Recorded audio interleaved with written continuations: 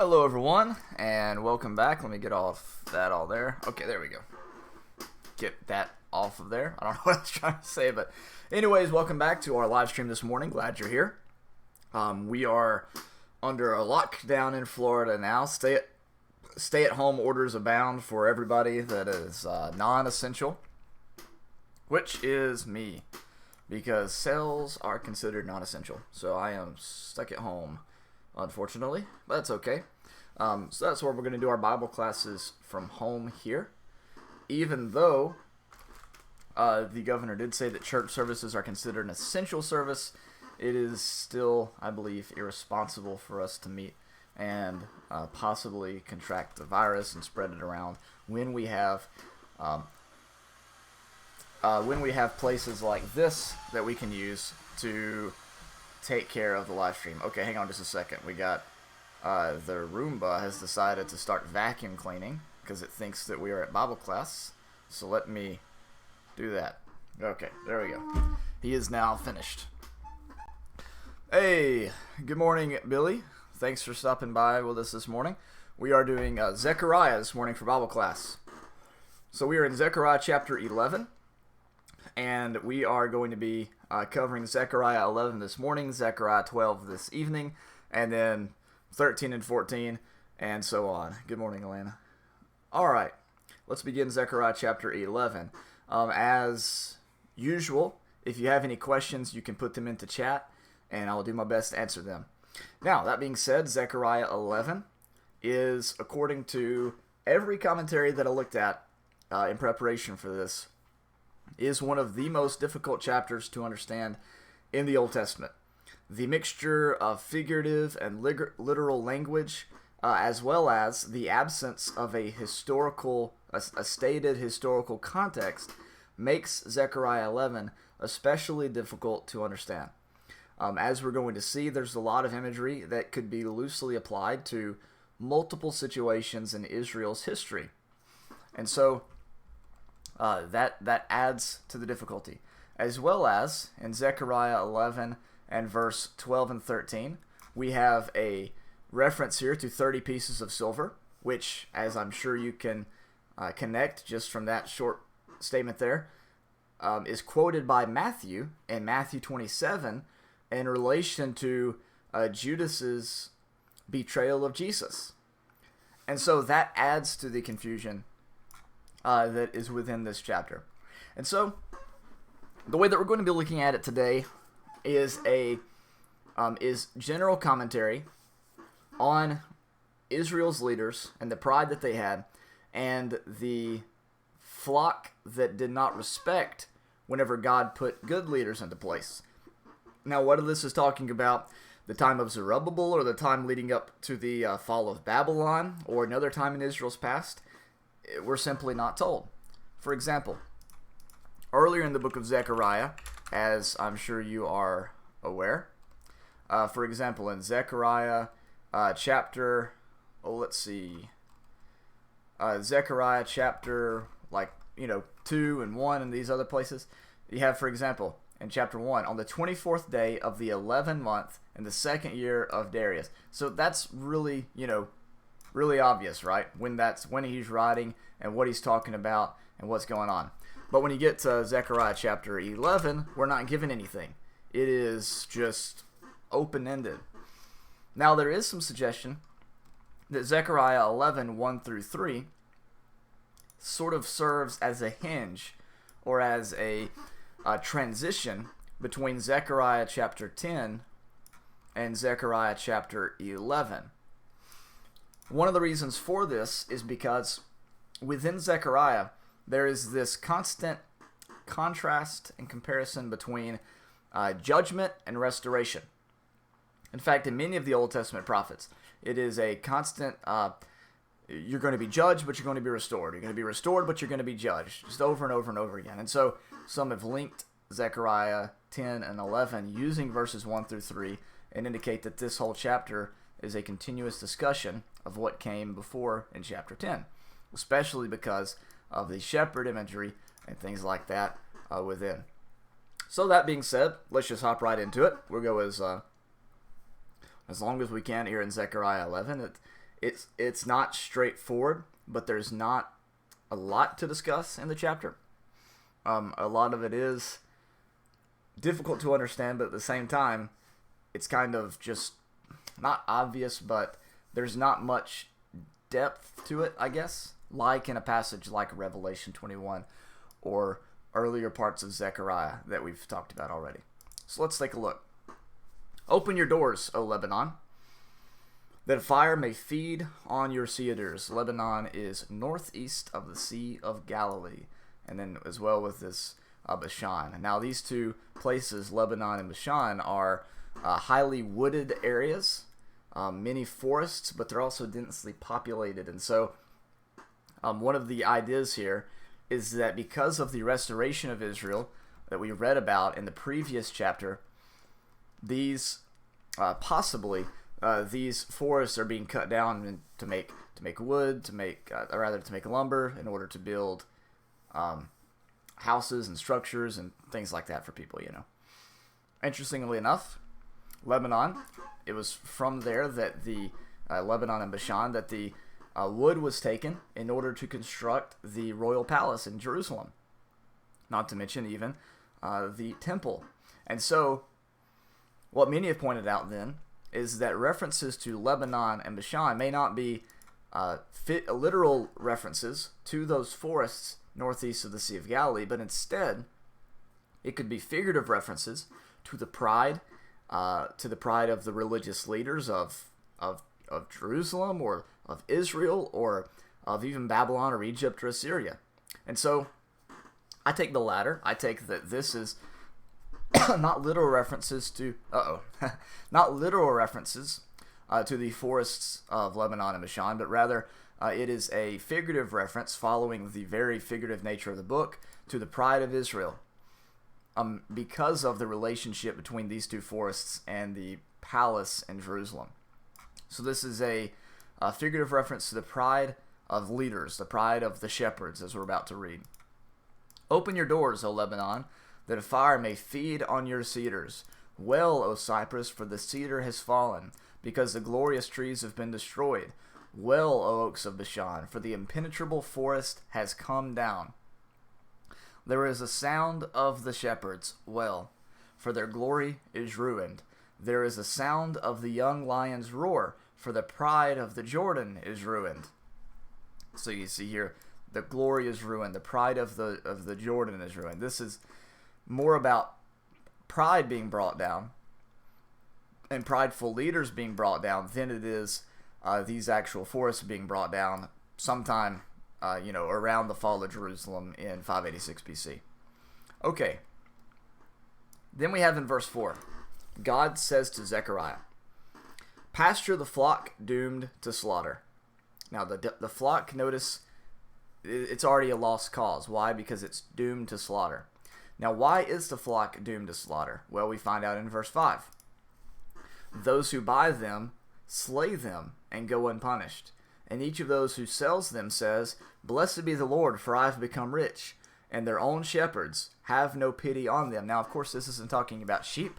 It's talking about Israel. And the reason why it's doomed to slaughter is because the shepherds have failed in raising the sheep. They have sold them to have them slain. This is a really, actually, interesting allegory here. They have sold them in order that they would be slain. They've sold them in order so that they can make money off of it, and they have no pity on them at all. So here's the situation. You have a flock. You've been given charge of it to take care of it.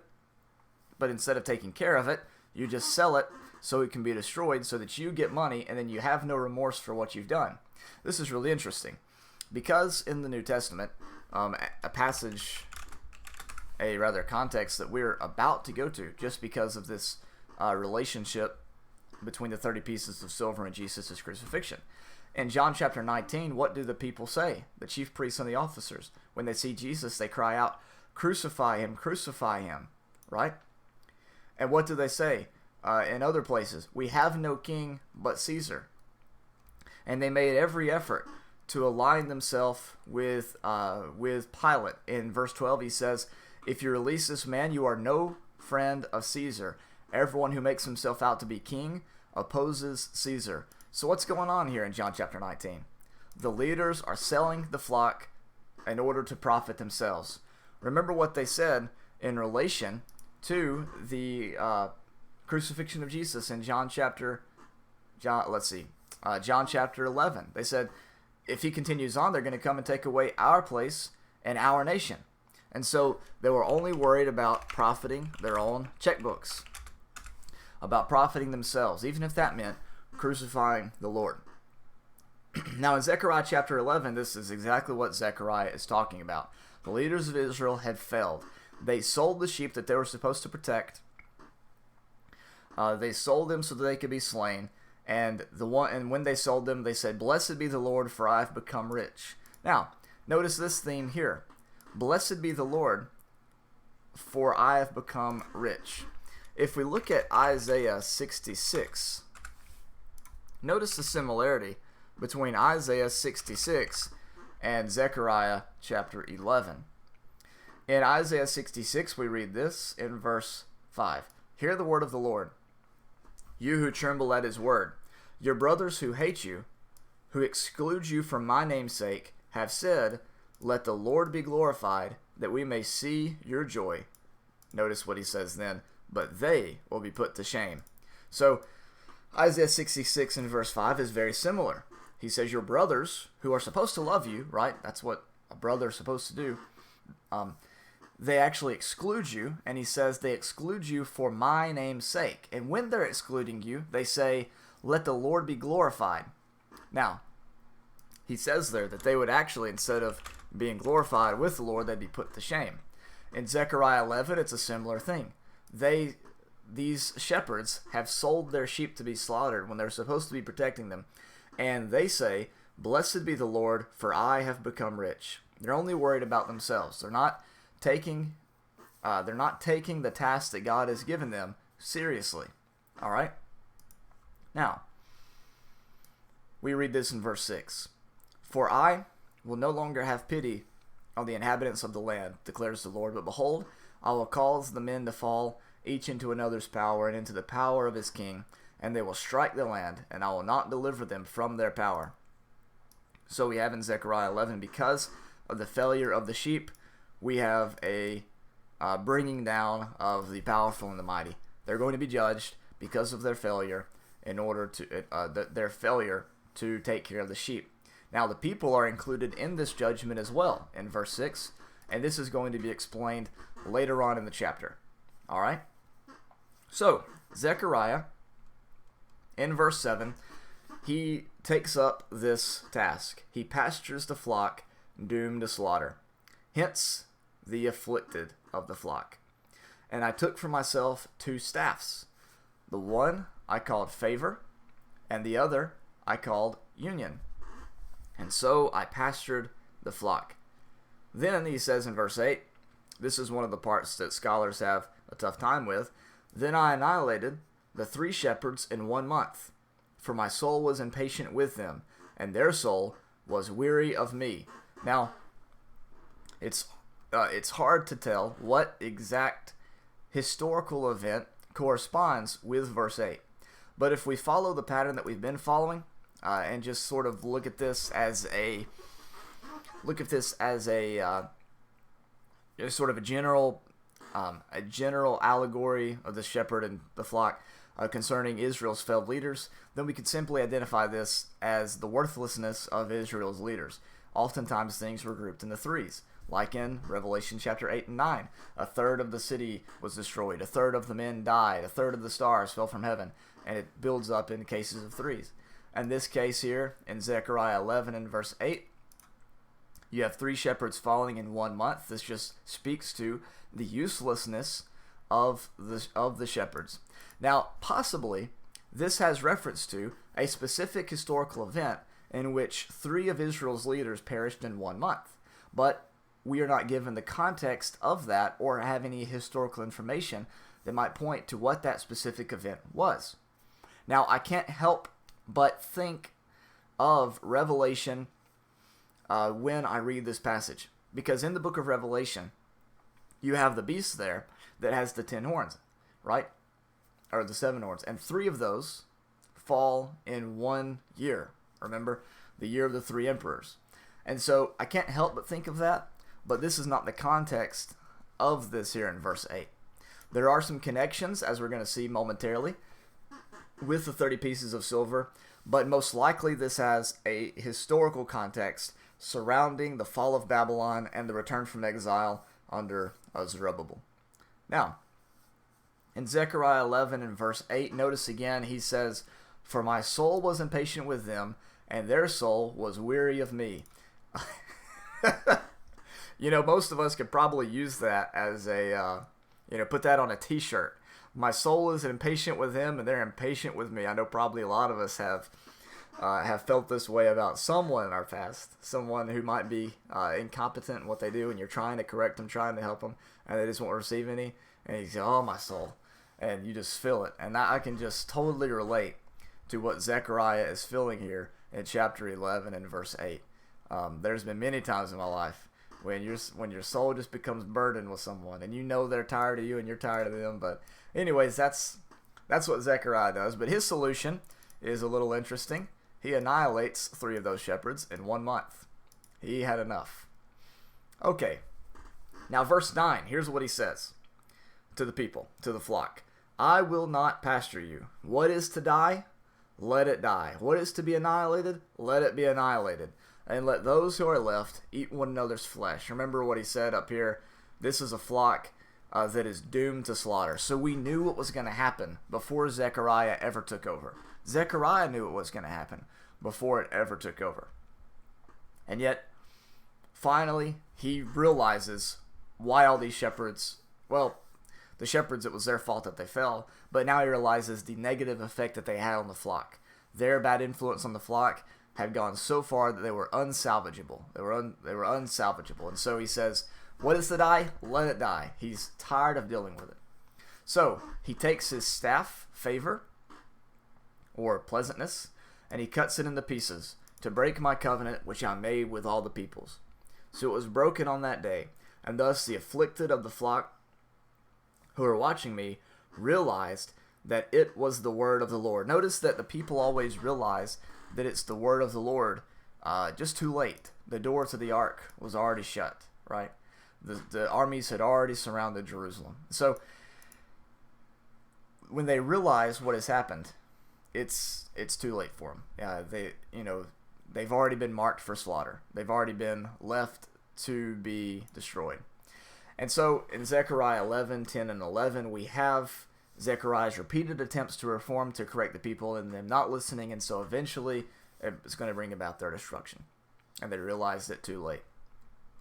It's kind of like a kid, you tell the kid, hey, don't do that, and you give them a warning, and then they do it again, and they do it again, and then, the third time, or whatever it is that you have set up, you have to punish the child. And when they realize it, it's too late, right? When they want to say, oh, sorry, it's too late. They've already committed the act too many times, and it requires a punishment in order to be consistent. Because discipline's always about consistency. And so in Zechariah 11, Zechariah has warned them and warned them and warned them, and they didn't listen to him. And so to be consistent, he marks them for the slaughter. He allows them to be destroyed. Now, here's what he says to them in verse 12. I said to them, if it is good in your sight, give me my wages, but if not, never mind. Now, what he means by this is he is bringing an end to their contract. And when they come to an end of their working contract, it is their obligation to pay him what he is due so that he can go on his way. This is basically his severance, right? This reminds me of the unjust steward in the book of Luke that collects what he can before he leaves, right? He settles his accounts, and then he's gone. Good morning, Ben Shepherd. Thanks for stopping by this morning. So in Zechariah 11, he's asking basically, let's finish this contract that we've made with one another. Let's finish the covenant. I'm going to leave. You pay me, and we're done. Now, in this passage, to respond to what Zechariah says that they weighed out 30 shekels of silver as my wages. Now, undoubtedly, you are familiar with this 30 shekels of silver from Jesus' crucifixion and the rejection of Jesus by Judas. Now, this particular price comes from Exodus chapter 21 and verse 32. Exodus 21 and verse 32 says, "If the ox gores a male or female slave, the owner shall give his or her master 30 shekels of silver, and the ox shall be stoned." Now, 30 shekels of silver then is the price of a slave in the Old Testament. So basically what they are telling Zechariah is, you are worth to us the price of a slave. They are looking at all the leadership that he's offered. They're looking at all the guidance that he's given, all of the role model that he set for them, and they're saying basically this is worthless to us. This is the price of a slave. This is the price of the lowest member of society, is basically what they're saying. Now, the implication of this for the New Testament is then that when Matthew draws from this passage, he is saying that basically they price Jesus as being worthless, is basically the way that they look at it. They have the lowest opinion of him, and they basically just want him gone and out of the discussion. Now, that's kind of interesting because they are basically pricing the Son of David, their Messiah, the one that would offer salvation to all, that's worth more than any riches in the world, pretty much the lowest wage that someone could pay. And so this is what they've done to Zechariah. This is a extreme sign of disrespect towards him, and it's not worth it. Now, Judas in Matthew chapter 27 has a similar realization. When Judas betrays Jesus, he feels remorse, and he returned the 30 pieces of silver to the chief priests and the elders. He basically betrayed Jesus for lunch money. I mean, he betrayed Jesus for a low price. And he says in verse 4, "I have sinned by betraying innocent blood." And they said, "What is that to us? See to that yourself." And he threw the pieces of silver into the temple sanctuary and departed, and he went away and hanged himself. The chief priest took the pieces of silver and said, "It is not lawful to put them into the temple treasury, since it is the price of blood." And they conferred together with the money and bought the potter's field as a burial place for strangers. Now, this word potter is interesting. The word potter, if you look at Hebrew, is one character off, basically, from the same word that is translated treasury. And so there could be some wordplay going on here in Matthew chapter 27, verse 7, as there is in Zechariah chapter 11.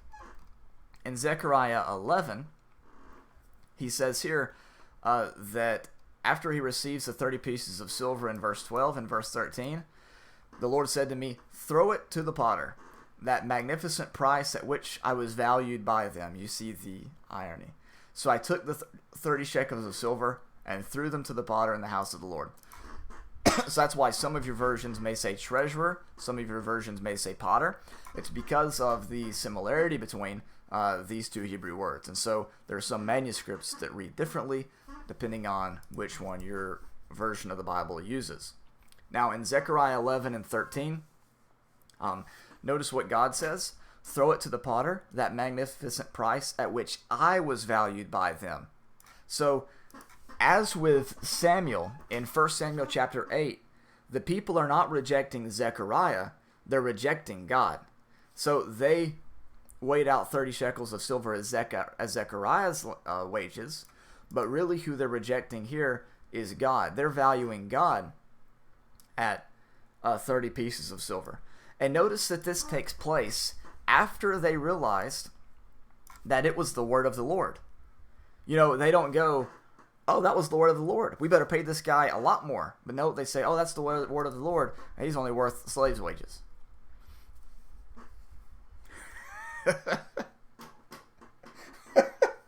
You could probably, if you're out there and you're a preacher and you're stuck at home this week, you should say this to your elders.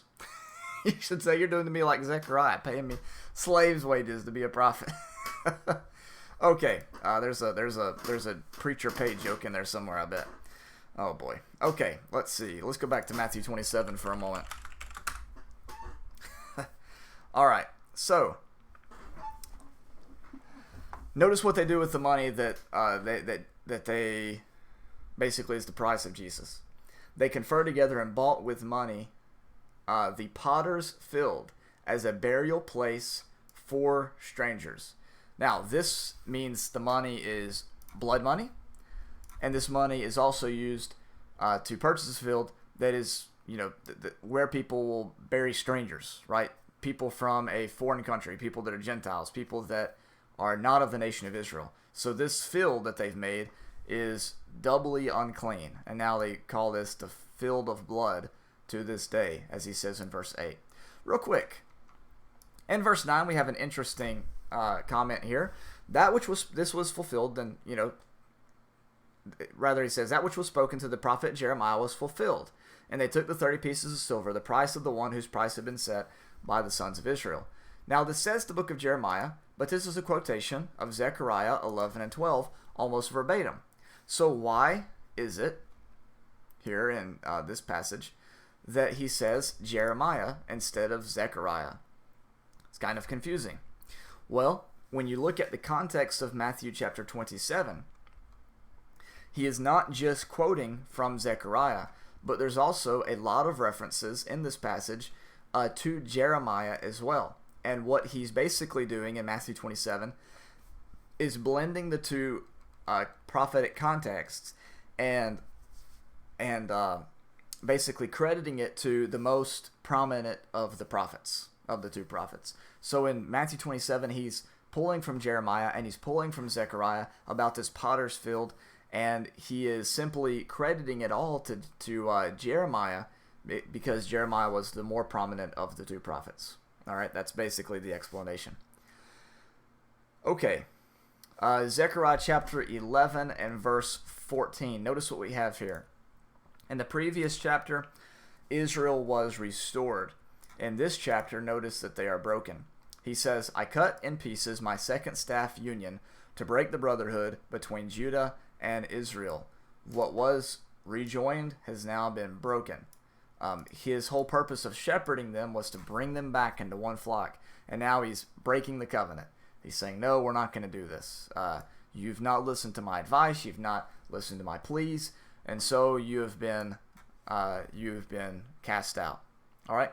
So Zechariah has played the role of the frantic, desperate shepherd who's trying to salvage this flock that was just destroyed and scattered by the evil shepherds. And now he's about to take on a second role in Zechariah 11, 15 and following as a foolish shepherd. So basically he is modeling to them what God has tried to do for them. And now he's going to model to them as what the people, the regular shepherds, the evil shepherds have typically done for them. So in Zechariah 11, 15 through 17, we read this. The Lord said to me, take again for yourself the equipment of a foolish shepherd. For behold, I am going to raise up a shepherd in the land who will not care for the perishing, seek the scattered, heal the broken, or sustain the one standing, but will devour the flesh of the fat sheep and tear off their hoofs. Man, that's rough imagery, but that's what the shepherds of Israel were doing to them. Jeremiah, as I've mentioned before, goes into great detail about the failure of these shepherds in the Old Testament and about how God was going to raise up a new set of shepherds one day to take care of his flock. Here's what he says in verse 17. Woe to the worthless shepherd who leaves the flock. A sword will be on his arm and on his right eye. His arm will be totally withered and his right eye will be blind. So what you have in Zechariah chapter 11 is basically this. The old leaders of Israel were going to be brought down. Zechariah would try to lead them as a good shepherd, but the flock was already doomed to slaughter due to the failure of the previous shepherds. After them rejecting Zechariah's pleas over and over, he eventually cuts off relationship with him, asks for his departing payment, but when they disrespect him with slaves' wages, he casts them away. And then in verse 15 through 17, Zechariah takes on the role of a foolish shepherd in order to demonstrate to Israel the the poor decisions that they make in electing Israel and electing leaders and setting up people over them, and what the foolish shepherd would do, basically devour and destroy the flock. The good potential that they had under Zechariah's original leadership is now going to be missed when they face the foolishness of these new leaders that will be raised up to rule over Israel. All right, so Zechariah 11, we don't have an exact historical context to pin it down on, but if we look at it as simply a general explanation of the desperate action of the good leaders of Israel and the foolish action of the foolish leaders of Israel, then we can make sense of the passage. And then we see how it relates to Jesus, in that they rejected Christ for the price of slaves' wages, and in rejecting Christ, they're rejecting, of course, God. And then we see Judas's remorse in those actions as well. So it's just really interesting passage, and one that we can take a few lessons from. We're getting to see in our nation now the difference between foolish shepherds and wise shepherds with this whole coronavirus thing. Who is willing to make the tough decisions in order to save the most amount of people, and who is being greedy in order to keep their own pocketbooks lined for the destruction of so many people. So, there's a side little note for you. So we will see where chapter 12 goes this evening. So this evening we're going to do chapter 12. Next Wednesday we're going to do chapter 13, and then the following Sunday morning we're going to do chapter 14. So be sure to stop back by then. Okay, we're going to take a quick 5-10 minute break, just a time for me to get a quick little drink of water, or maybe a little snack or something. Then I'm going to go ahead and hit start streaming again. So please take this time to go refill your coffee pot. I'll be back in about 5 minutes. We'll go ahead and plan for 10:07. All right? Okay.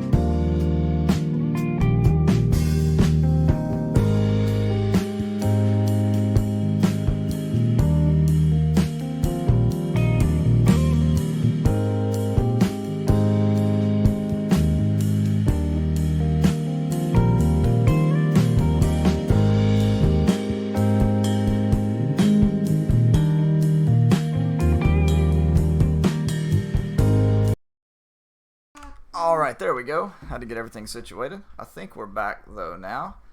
Let me make sure everything is cut off and looks good. Okay, perfect. Okay, welcome back everyone to our, I guess this is technically the sermon. But still, if you have any questions, be sure to put those in chat and we'll be able to get to those as soon as possible. Let's see. Good morning, Elena. Good morning, Anita. And good morning, everyone else as well. I appreciate you being here. So thankful for your presence, and good on you for taking time out of your Sunday morning when you could be watching TV or, doing stuff around the house or whatever, and thinking about the scripture with us for a season.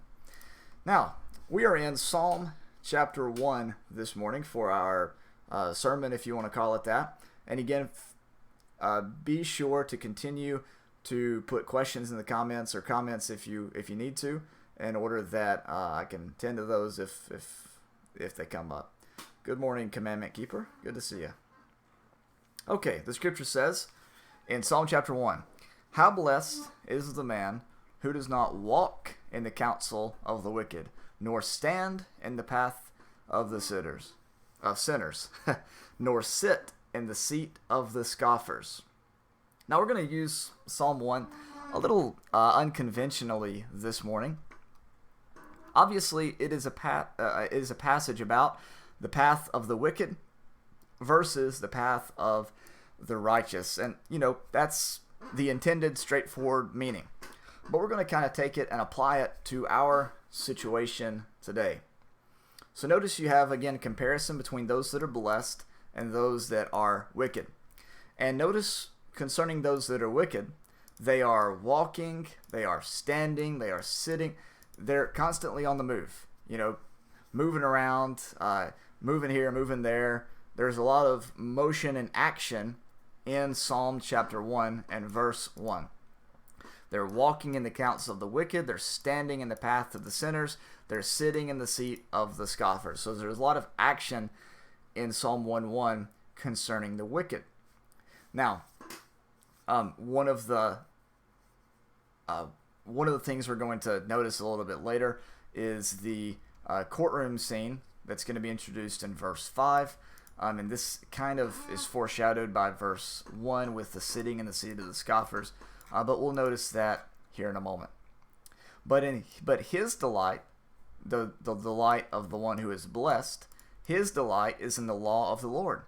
And in his law, he meditates day and night. So notice the difference between the one who is constantly on the move, who has a lot of action, walking, standing, sitting, versus the one in verse 2 who is meditating. He is quiet. He's silent. He's not interested in the ways of the wicked or the sinners or the scoffers, but he's interested in the ways of God, as we see in verse 2. His delight, he says, in the law of the Lord. And he spends all day and all night meditating on the law of the Lord. That is the scripture, right? In this particular case, it would be the first 5 books of the Old Testament. Now, what do we have in our day today? We have basically 2 different people. One people is blessed. One people is cursed in a sense. The one people, they are told to stay at home, and so what do? They stay at home, they're quiet, they're patient, they meditate, they spend time in silence, right? They are being, they're following these guidelines that are set up, okay? And what about the people who are not? They're going around, they're congregating with their friends, they are spending time with large groups of people and causing all different problems and causing this virus to spread, right? And so you have these people up in verse 1 that have a lot of action are bringing destruction upon themselves. Whereas in verse 2, the people who are staying and are meditating and are, living a quiet life, they're the ones that are going to prosper during this time by following these guidelines that have been set up for our protection, right? But you can see the original context and kind of how we're using it, but it's just interesting how it seems to be applicable to our day. Now in verse 3, we learn that the one who is blessed, the righteous individual, the one who meditates on the law of the Lord day and night, He will be like a tree firmly planted by streams of water, which yields its fruit in season, and its leaf does not wither, and in whatever he does, he prospers. Now notice all of the plant language here that I've highlighted for you with this sort of double box in this passage. And then all of the yellow highlighted things are indications of what action or inaction the individuals are taking. Walking, standing, sitting, meditates, planted. And then you have the blue underline is the blessed one, and the red underline are the wicked there. So the tree is firmly planted by streams of water, and he just yields its fruit in season. In other words, it might take time. There might be winter that one has to go through, but on the other side of that winter, there's always spring. There's always time to bloom and to blossom and to yield fruit and to flourish, right? These individuals up here, they are not this way. They are moving around even in winter, and this is going to bring about their own destruction, as we're going to see here in a moment. But these people in verse 3, these righteous individuals, they are patient, they're waiting on the Lord, and they prosper because of that. He says, in whatever he does, he prospers. His leaf does not even wither, and he yields his fruit in season. Now, in the book of Daniel, chapter 2, King Nebuchadnezzar has a dream, and Daniel wants to go and to interpret this dream in order to save all the prophets from being all the wise men from being destroyed because of the foolishness of some of the prophets and wise men and soothsayers and all that. In Daniel chapter 2, Daniel says this in verse 21. It is he who changes the times and the epochs. He removes kings and establishes kings. He gives wisdom to wise men and knowledge to men of understanding. Now, so it's God that does the changing of the seasons, right? He is the one that changes the times and the seasons. In Matthew chapter 6, what do we learn about nature in Matthew chapter 6? He says, look at the birds of the air. Jesus says, they do not sow nor reap nor gather into barns, yet your heavenly Father feeds them. Are you not worth much more than they? Now, if here in verse 28, he says, and why are you worried about clothing? Observe how the lilies of the field grow. They do not toil, nor do they spin. Yet I say to you that not even Solomon in all his glory clothed himself like one of these. But if God so clothes the grass of the field, which is alive today and tomorrow thrown into the furnace, will he not much more clothe you, you of little faith? This information we'll take back to Psalm 1 and look at it again. The tree is firmly planted. He's not moving around. He's not journeying about. He's not going here and going there. He's patient. He is steady. He is planted. He is thoughtful. And what happens? He yields fruit in season. The leaf doesn't wither. And whatever he does, he prospers. Why is that? It's because it is God that changes the times and seasons. It's God that brings up kings and takes down kings and gives wisdom to wise and knowledge to them to know understanding. It's God that clothes the lilies. It's God that feeds the birds of the air.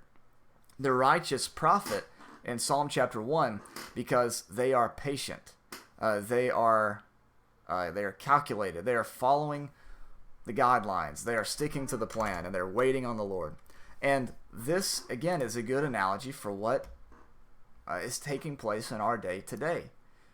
Going about, moving around, though it may be profitable for you in the short term, it would be dangerous for you in the long term because of the danger of not maintaining these social distancing guidelines. Whereas being patient and waiting and being planted and meditating, that has long-term good effect for you because it saves the health of yourself and saves the health of your loved ones and your children and your family members and your grandparents and your neighbors. And so it's just interesting the comparison that we can draw between what's happening in Psalm 1 and what takes place and what's taking place today. In Matthew 6, to return to this passage, which has a lot of similarities to Psalm 1, we read this in verse 33. Seek first the kingdom and his righteousness, and all these things will be added to you. Do not worry about tomorrow, for tomorrow will care for itself. Each day has enough trouble of its own. In other words, in this situation that we're in order to overcome it and get through it as a church, as a state, as a nation, what we need to do is simply is turn to God. Be patient, seek His kingdom, seek His righteousness, which His righteousness, if you look at that word righteousness and kind of trace it, you'll see is being kind to those who are in need, being kind to those who are oppressed, loving those that are poor, loving those that are cast out. And so to seek God's kingdom is also to seek His righteousness. And this is what we need to be doing in this situation, is being patient, is not worrying about tomorrow, is trying to simply focus on God and our place in His kingdom, and preparing ourselves for when all this is over and going back out into the world. Now, notice again, He yields His fruit in its season. As I mentioned to you before, in order to get to spring, you have to go through winter. And that might not mean much for us down here in Florida, but for most of America north of us, that is meaningful, because the leaves fall off the tree. The leaves fall off the trees in Florida every couple of weeks because it can't decide when it's winter. But in Alabama, for example, the leaves fall off the trees, and it's winter, and it's cold, and everything is just, I don't like it. Everything is just sort of still. I don't really like the winter personally, but you have to go through the winter in order to get to the spring. You've got to go through the April showers to get to the May flowers. You got to go through the unpleasant part in order to get to the glory, right? And that's one of the things that the Apostle Paul said to the first century church in Romans chapter 8 and verse 18. He said, I consider that the sufferings of this present time are not worthy to be compared with the glory that is to be revealed to us. They were going through extreme affliction during this time. They were going through persecution.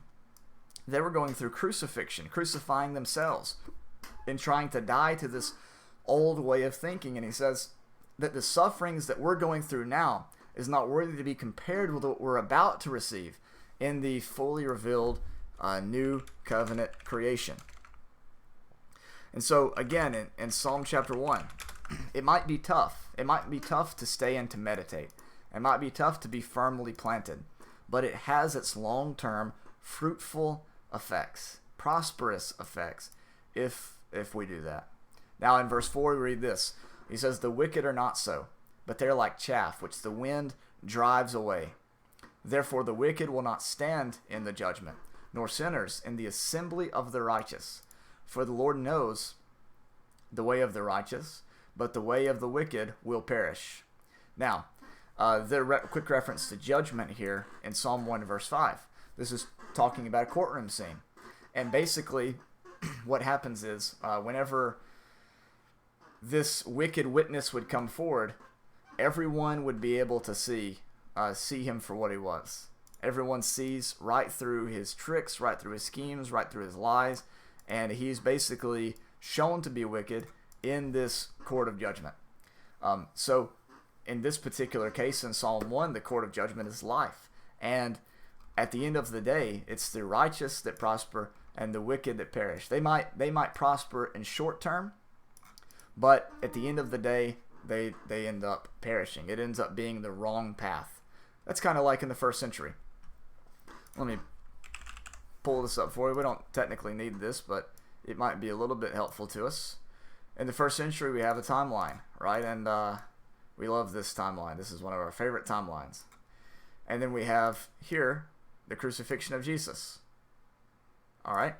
And what does it look like for the church? From the crucifixion of Jesus here, you have the martyr of Stephen here, Saul persecuting the church here, the Christians being persecuted after Saul all the way here. What does it look like? It looks like things are getting worse and worse and worse. And then with Nero, it's just awful, right?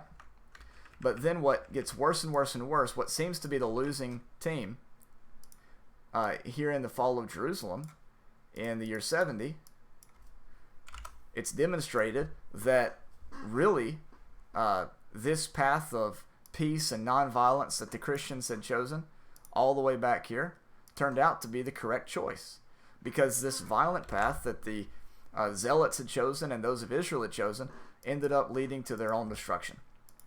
And so while it seemed like they were prospering for a time, it ended up leading to their own downfall. And this is also what we have in James chapter 5. James says, Come now, you rich, weep and howl for your miseries which are coming upon you. Your riches have rotted, and your garments have been moth-eaten. Your gold and silver have rusted, and their rust will be a witness against you, will consume your flesh like fire. It is in the last days that you have stored up your treasure. So they had oppressed those who mowed their field. They have withheld wages. They've lived luxuriously while they put to death those who were righteous. And so they were going to be judged while the righteous would be lifted up. And this again is what's happening in Psalm chapter 1. Those who live this way, their way is eventually displayed. Their way, the end result of their path is eventually demonstrated as being fruitless. It's like chaff, the wind drives it away. They might look like they're prospering to begin with, but they don't have the roots of a tree that are firmly planted by streams of water that the righteous do in Psalm chapter 1 and verse 3. He says in verse 6, the Lord knows the way of the righteous. The word know there approves or has regard to. But the way of the wicked, he says, will perish. Again, it appears to be profitable. It appears to be beneficial. But it usually ends in destruction. And this is the situation that we have in our day today. You got these people that are flocking to the stores to buy up all the toilet paper. Right? And that type of attitude, first off, what does that do towards everybody else? What does that do to, yesterday I had to go to the store to get some basic stuff. Well, needed some dish soap. All the dish soap was gone.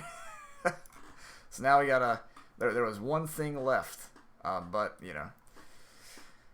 oh boy. But anyways, going out and spending all this time in public, what's that going to end up doing?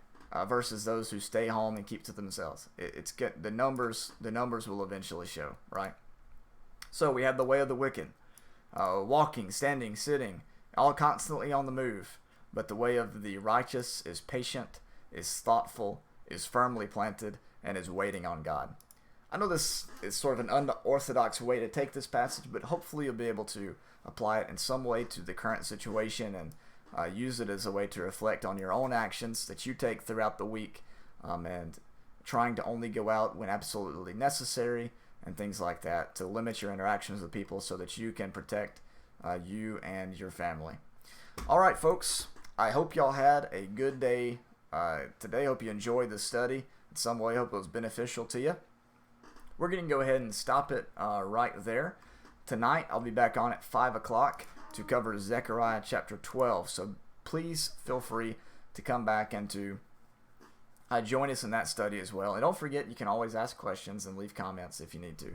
Zechariah 12 is very interesting, and I very much look forward to our study this evening. But as for now, we'll let you go, and you can go and get yourself an early lunch. Get that coffee that you fill that coffee pot up that you've been nursing all morning, and have a great Sunday afternoon.